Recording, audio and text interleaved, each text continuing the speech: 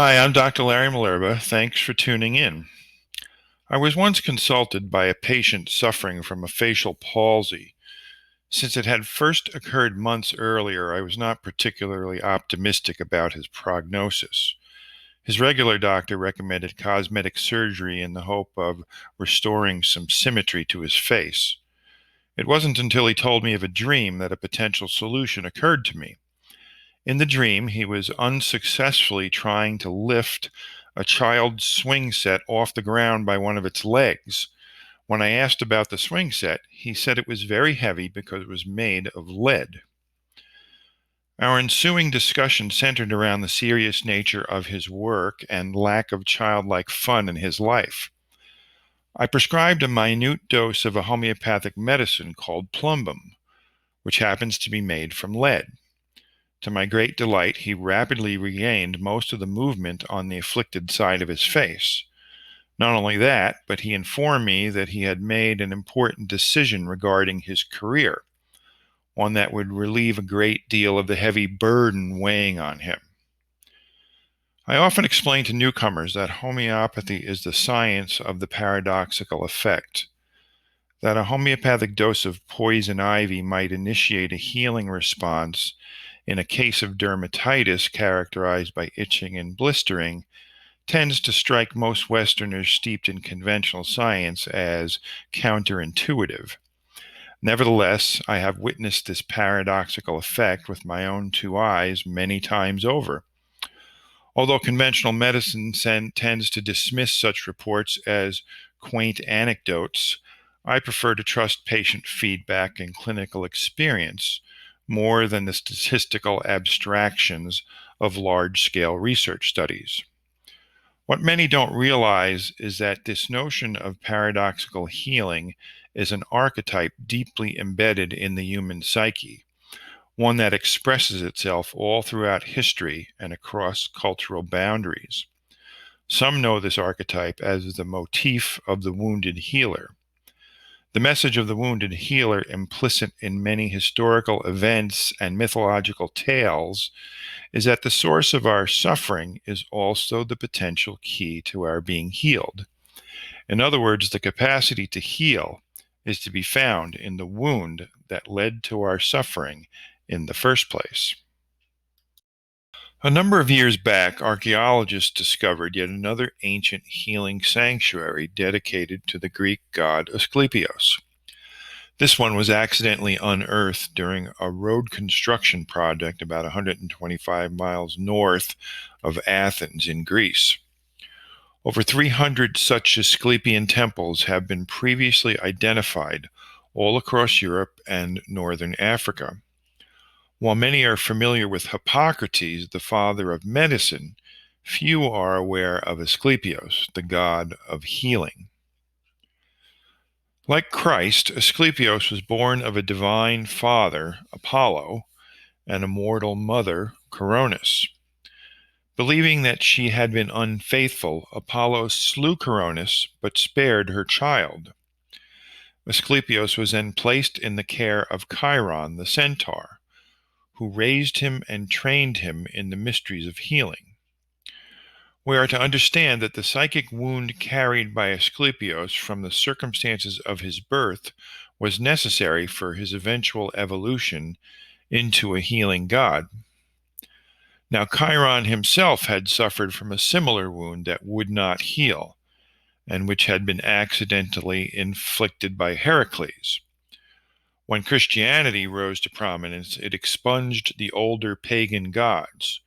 Christ, who sacrificed himself in order to heal humankind, had taken the place of Asklepios, the wounded healer, who in turn had been taught by Chiron, also a wounded healer.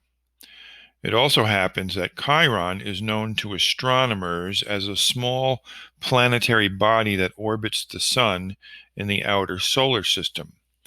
To astrologers, Chiron is the celestial symbol of the wounded healer. We're all familiar with that bit of folk wisdom that recommends a stiff drink in the morning in order to ameliorate the discomfort of a hangover. Similarly, some animals with digestive disturbances instinctively know to consume grass, which acts as a natural emetic. It's nature's way of relieving digestive distress. Modern medicine unwittingly elicits a crude and short-lived paradoxical response when it prescribes central nervous system stimulants to hyperactive individuals. Vaccines are another example of medicine's clumsy, one-size-fits-all use of the paradoxical effect. On the other hand, all good therapists understand that their clients are not likely to make progress unless they find the courage to look within to the source of their suffering.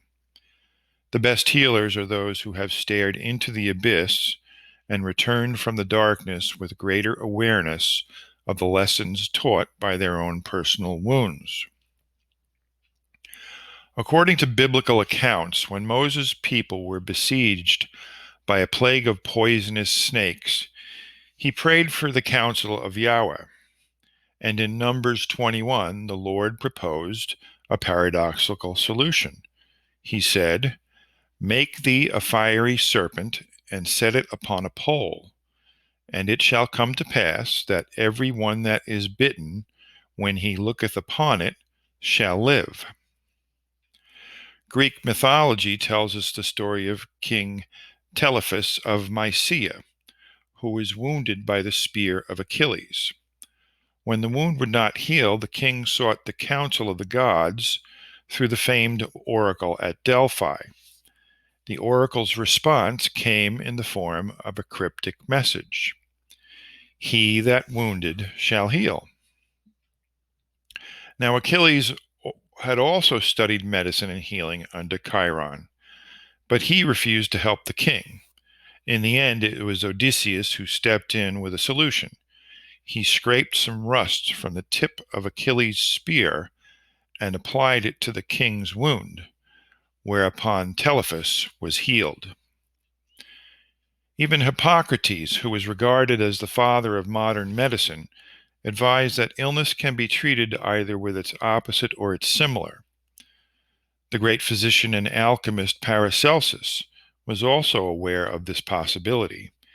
He challenged the medical philosophy of his time when he concluded that both the physical and spiritual aspects of illness tended to respond more favorably to treatment by similars.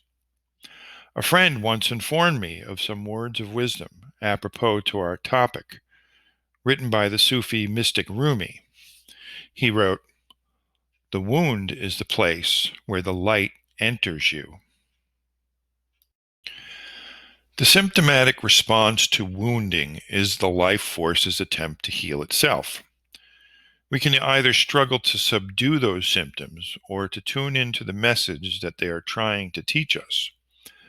Most mainstream medical treatments are based on treatment with opposites. Failing to understand the intent behind symptoms of illness, it wages an unrelenting war in a futile attempt to eradicate disease. Without knowing it, medicine tries to suppress that which can and should serve as the catalyst to greater awareness, health, and vitality. When we choose to cooperate with the life force, our wound serves as the guide to the true path to healing. The modern world has thoroughly assimilated the short-sighted materialist perspective of mainstream medicine. Medicine wages war against disease on the physical plane, but has lost touch with the human soul. It fails to comprehend the true paradoxical nature of health, illness, and healing. The result is a plague of chronic disease coupled with the systematic poisoning of our ecosystem. The only way to save humankind from this destructive path is to return to our roots. The world must awaken to the fact that paradoxical healing is not just some abstract concept for academics. If we can just open our minds enough, we will come to realize that it is all around us. In fact, we already have a 200-year-old, well-established practical system of medicine based upon this principle of paradoxical healing. It also happens to be the second most widely practiced form of medicine worldwide. It's called homeopathy. I leave you now with the poetic and insightful words of contemporary mystic songwriter Leonard Cohen from his song Anthem. Ring the bells that still can ring, forget your perfect offering. There is a crack in everything. That's how the light gets in.